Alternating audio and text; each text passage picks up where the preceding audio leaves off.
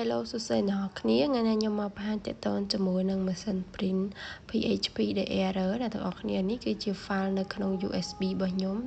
អាហ្នឹងគឺយើង download ពី website មកណាអ្នកទាំងអស់គ្នា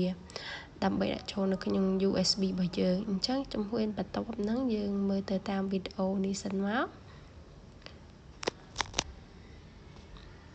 អញ្ចឹងយើងចុចតាមគេនីមួយៗដែលគេបានណែនាំនៅខាងលើនេះណាអ្នកទាំងអស់គ្នាដោយសារតែខ្ញុំមើលវីដេអូហ្នឹងទៅវាជោគជ័យចឹងហើយខ្ញុំក៏ record ទុកសម្រាប់ចែករំលែកឲ្យអ្នកទាំងអស់គ្នាបានមើល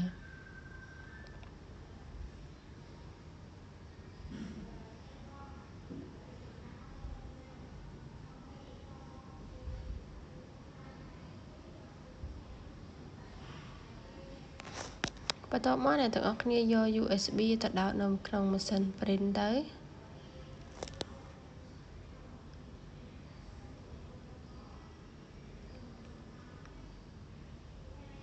បន្ទាប់មកយើង select យក USB កន្លែងហ្នឹងងាកអ្នកទាំងអស់គ្នាចុច OK មកព្រោះដោយសារនៅក្នុង USB ហ្នឹងយើងបាន download ពី website file របស់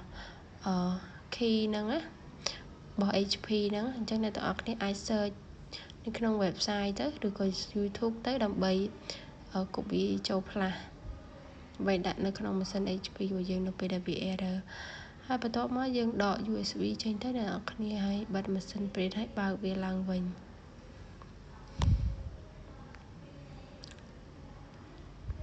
អញ្ចឹងកន្លែងហ្នឹងយើងរងចាំវាបន្តិចទៅ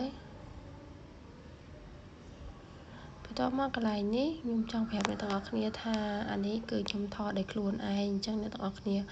មើលតាមដែលខ្ញុំគូនឹងទៅហើយនឹងសញ្ញាពូជនឹងទៅអ្នកទាំងអស់គ្នា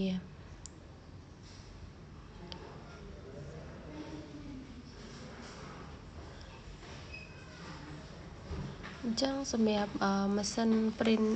HP ហ្នឹងវាអត់ទាន់ចាប់